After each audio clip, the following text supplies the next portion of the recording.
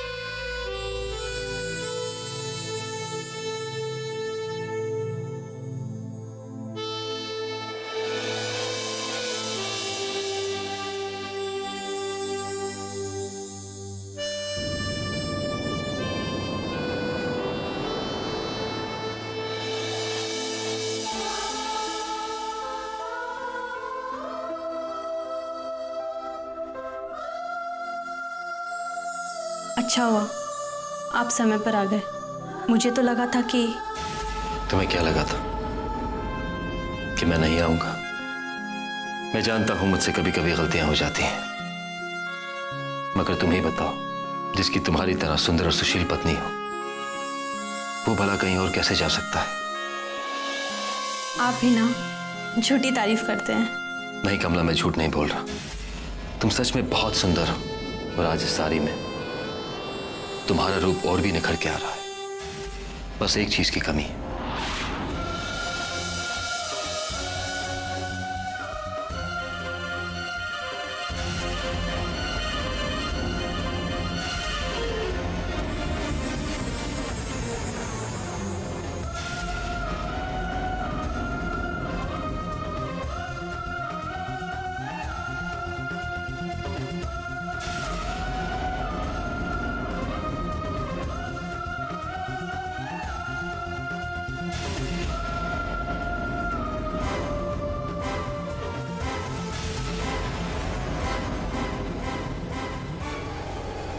मैं कब से इंतजार कर रही थी कि आप मेरी मांग फिर से कब भरेंगे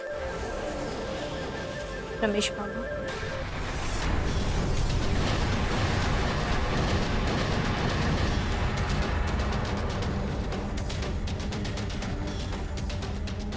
ये तुम क्या कह रही हो कमला? मैं हूं महेश।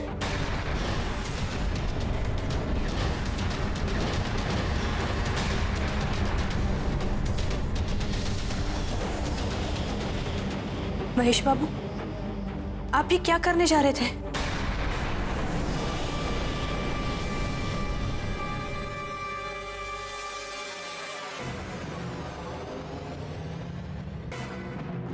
तुम्हें रह रहकर हो क्या जाता है कमला? अभी तो तुम मुझसे कितने प्रेम से बातें कर रही थी, और अब अचानक से ये रमेश का नाम लेने और मुझसे ये पूछने का क्या मतलब है कि मैं क्या कर रहा हूं? कभी कभी मैं समझ नहीं पाता कि तुम्हें हो क्या जाता है, तुम चाहती क्या हो? अब तुम चुप क्यों हो? क्या सोच रही हो? बोलती क्यों नहीं हो कि तुम चाहती क्या हो? मुझे भी नहीं पता कि आखिर मैं चाहती क्या हूं।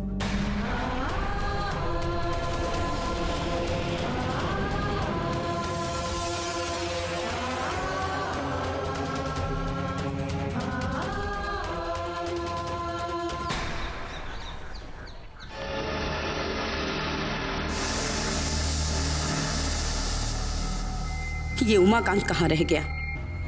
अब तक तो उसे आ जाना चाहिए था। कहीं कुछ गड़बड़ तो नहीं हो गई?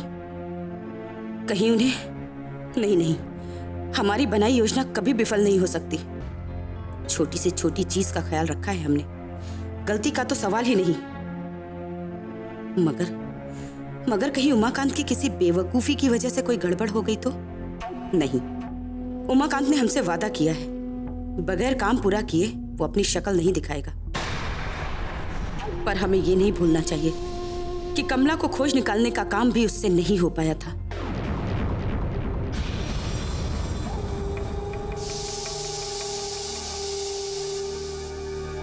वरना आज रंगराज जी के साथ साथ महेश और हमारी बहू भी हमारे साथ होते।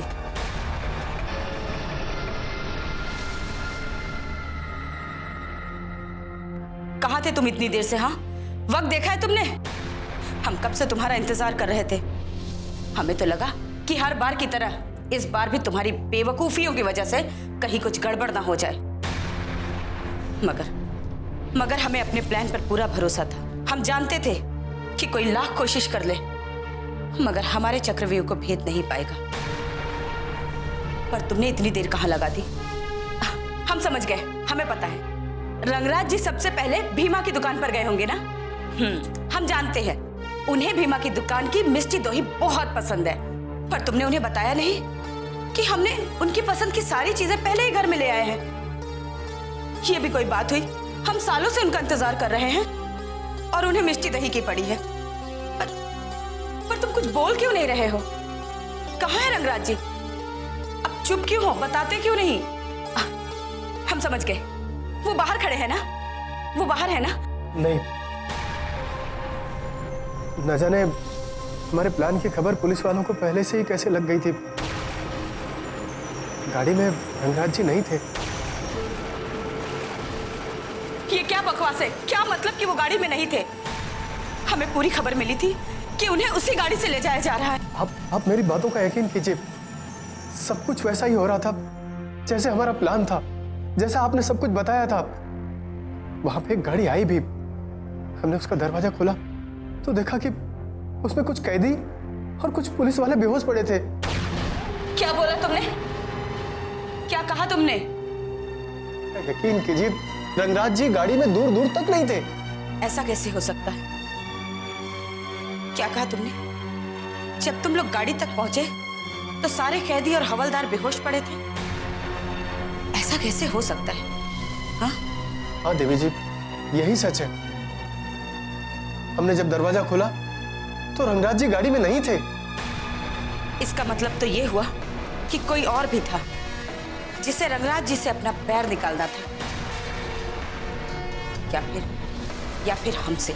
मैं कुछ समझा नहीं देवी जी। जरा सोचो उमाकांत, कैदियों का बेहोश होना तो समझ में आता है, मगर गार्ड्स का? ये काम पुलिस वालों का नहीं हो सकता।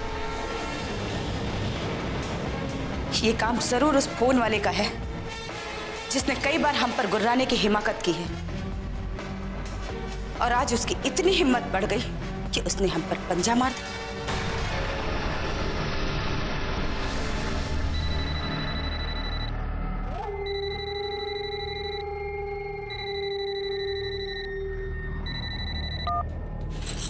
हेलो देवी चौधरानी, लगता है तुम्हें खबर लग गई है कि रंगराज का रास्ता बदल गया है।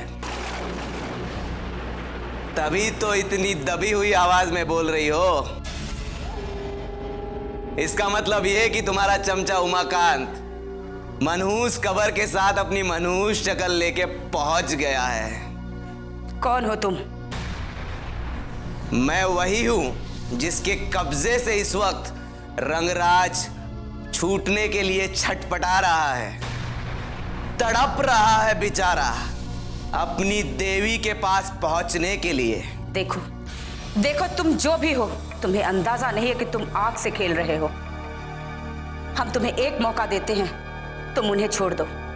हम तुमसे वादा करते हैं कि तुम्हें कुछ नहीं होगा, लेकिन अगर हमें तुम्हारा पता निकालने की जहमत उठानी पड़ी ना तो तुम इसकी कीमत चुका नहीं पाओगे। ऐसा मत कीजिएगा, देखिए मेरे हाथ कांप रहे हैं। ऐसा ही लगा होगा ना तुम्हें? ये गीदड़ धमकियां उमाकांत को दिया करो, वो तुमसे डरता है, इसका मुझ पे कोई फर्क नहीं पड़ता। काश कि मैं वहां होता तो मैं देख पाता तुम्हारे चेहरे का उड़ा हुआ रंग। तुम्हें कितने पैसे चाहिए? अपनी कीमत बोलो। तुम्हें तो पता ही होगा इंतजार का नशा और मजा क्या होता है। क्या कुछ नहीं एक कर दिया होगा तुमने इस पल के लिए, पर तुम्हें यह नहीं पता है कि इंतजार के बाद इंतहा होती है। तुम्हारे पापों की इंतहा अभी बाकी है, तब तक तुम्हें इंतजार करना होगा। और रही बात कि मुझे क्या चाहिए, तो फिलहाल जो चीज मुझे चाहिए थी वो मेरे सामने है।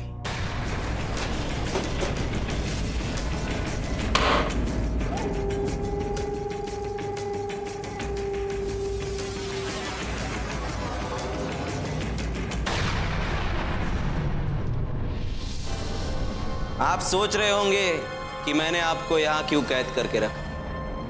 वो क्या है ना, बहुत दिनों के बाद आप खुली हवा में सांस लेने जा रहे थे, जो कि आपकी सेहत के लिए हानिकारक हो सकता।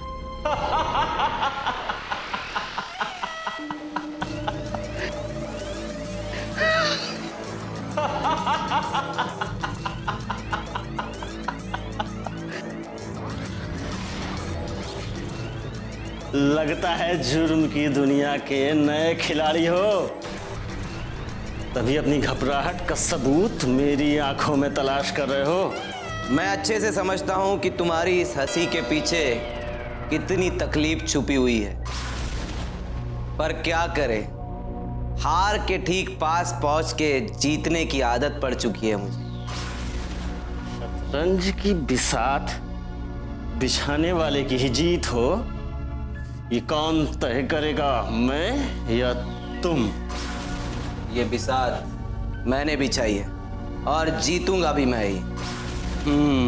एक बार अगर खेल शुरू हो जाता है तो ये तय कर पाना मुश्किल हो जाता है कि जीत किसकी होनी है, खासकर तुम जैसे लोगों को जो पहले से ही उम्मीद लगाए बैठे हैं जीत की, क्योंकि तुम सिर्फ सधी हुई चाल के ऊपर सोच रहे हो, पर तुमको ये नहीं पता कि सामने बैठा रंगराज ये बाजी कभी भी पलट सकता है। बूढ़े शेर अक्सर आदमखोर हो जाते हैं, सुना था मैंने, आज देख भी लिया। 10 साल के बाद भी तुम्हारी अकड़ कुछ कम नहीं हुई है। अच्छा लगा मुझे देख के। मैंने सोचा था कि जेल की 4 दीवारी से निकलने के बाद माँ काली के चरणों में बलि चढ़ाकर उन्हें प्रसन्न करूंगा, पर मुझे ये नहीं पता था कि माँ काली मुझसे नर बलि की इच्छा रखती हैं, वो भी तुम्हारी। चलो आपकी इस ख्वाहिश को टूटते हुए भी देख लेंगे। जैसे देवी अपने बिल में झटपटा रही है, आपकी हालत भी उससे कुछ अलग नहीं है। आपकी हस्ती उस धुएं की तरह है जो एक फूंक से खत्म हो जाती है। बहुत दिनों तक तुम दोनों ने लोगों को डराया, धमकाया, यहां तक कि उनकी जान की भी परवाह नहीं की, मगर अब तुम्हें पता चलेगा किसी के जान की क्या कीमत होती है, किसी के रिश्ते टूटने की क्या कीमत होती है। मुझे अफसोस होगा कि तुम दोनों को 4 कंधे भी नसीब नहीं होंगे।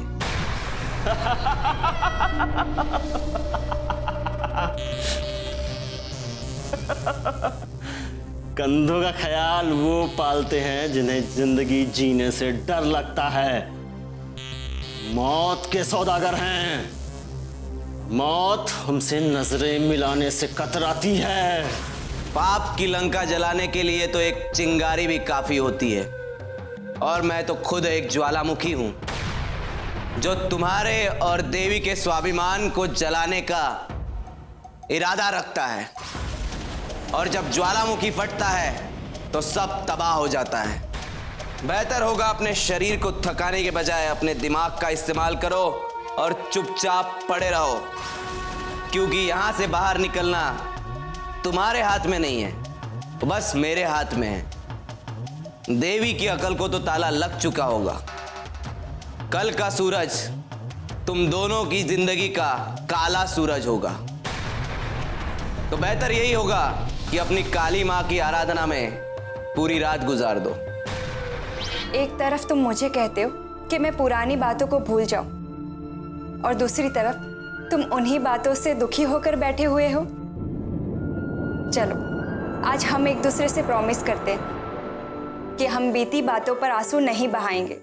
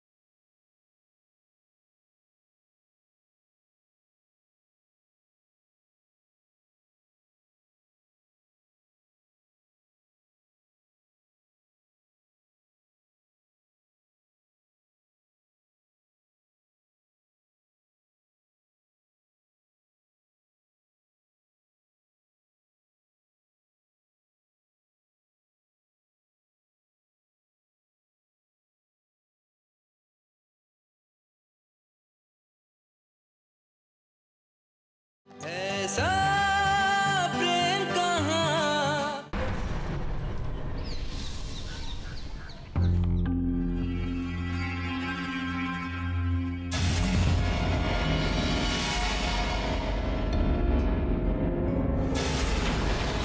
रुको, रुक जाओ, मेरा पर्स वापस करो।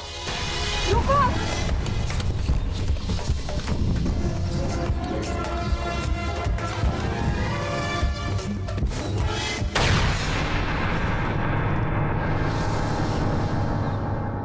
अभी तो यहाँ से गुजरी थी, पता नहीं कहाँ चली गई।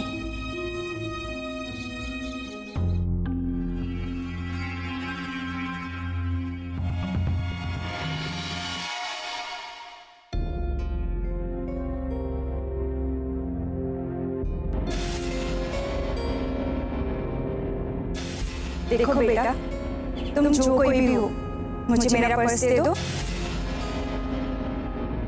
क्या तुम्हें भूख लगी है? तुम्हें खाना खाने के लिए पैसे चाहिए? तुम्हारे माता पिता कहाँ हैं? इस तरह से किसी का पर्स छीन लेना ये अच्छी बात नहीं होती ना। इसे चोरी कहते हैं। लाओ, मुझे मेरा पर्स दे दो।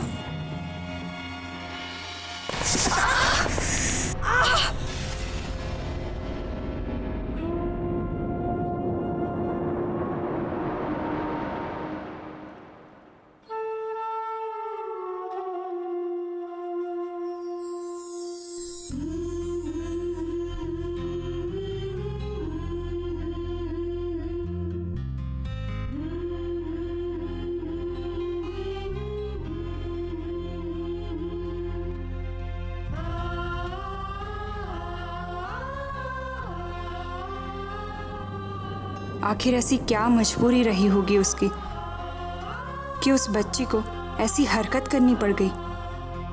क्या वो सच में जरूरतमंद है या फिर जीने का यही ढंग ही उसकी लाइफ है?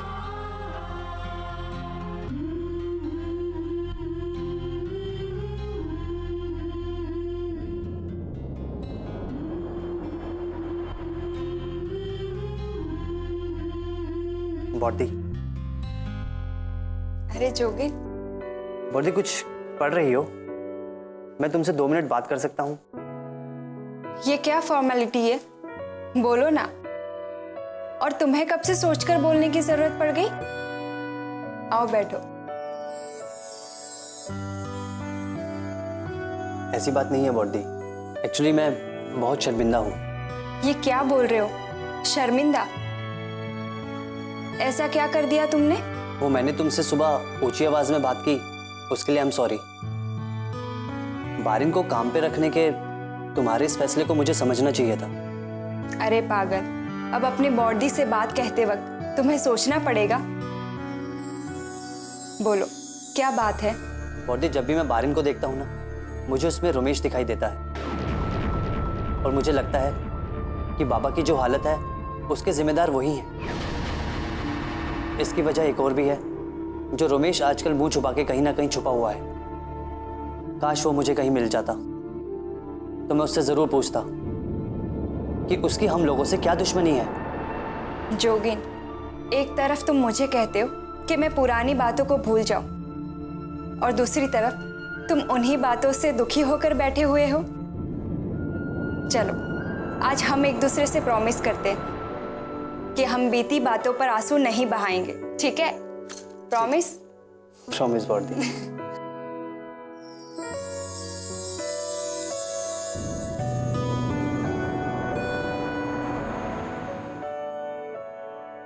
बॉडी, तुम परेशान क्यों लग रही हो? जोगिन, वो मुझे तुमसे एक बात कहनी थी, मगर जब तक मेरी बात खत्म नहीं हो जाती तुम बीच में नहीं बोलोगे, तभी मैं तुम्हें बताऊंगी। ऐसी क्या बात है? इतनी भी सीरियस बात नहीं है जोगिन। ये जो तुम चोट देख रहे हो ना, वो मेरी लापरवाही की वजह से नहीं लगी, बल्कि बल्कि क्या बॉडी? मैंने क्या कहा था? जब तक मेरी बात खत्म नहीं हो जाती तुम बीच में नहीं बोलोगे। अब सुनो मेरी बात। उस दिन जब मैं सड़क से गुजर रही थी, तब एक छोटी सी बच्ची मेरे पास आई और मेरा पर्स छीनकर भाग गई। मैंने उसका पीछा किया, मगर एक मोड़ पर आकर वो अचानक से मेरे आंखों के सामने से ओझल हो गई। तब मैंने देखा कि वो एक पेड़ के पीछे छिपी हुई बैठी थी। जब मैं उसके पास गई तो उसने अचानक से मेरे सर पर पत्थर मारा और वहां से भाग गई। बॉडी, ये क्या हो गया? इतना खून कैसे बह रहा है तुम्हारे सर से? परी, जल्दी से पट्टी और कॉटन लेकर आओ। हाँ, मैं भी गर्म पानी लाती हूँ। बॉडी, ये कैसे हुआ? कहाँ पे हुआ ये बात? इसने कह रहा था कि तुम घर से अकेले मत जाओ। देखो ना कितनी गहरी चोट लगी हुई है। जोगिन, मैं ठीक हूँ, इतना परेशान होने वाली कोई बात नहीं, मुझे कुछ नहीं हुआ है। मगर बॉडी, ये सब कैसे हुआ? वो एक पत्थर आकर मुझे लग गया। मगर कैसे? बॉडी, तुमने इतनी बड़ी बात मुझे पहले क्यों नहीं बताई? उसमें इंपॉर्टेंट कागजात तो होंगे, कम से कम हमें FIR तो करनी पड़ेगी। चलो पुलिस स्टेशन। हेमदी, जोगिन बाबू बाहर, पुलिस आई है। पुलिस? क्या?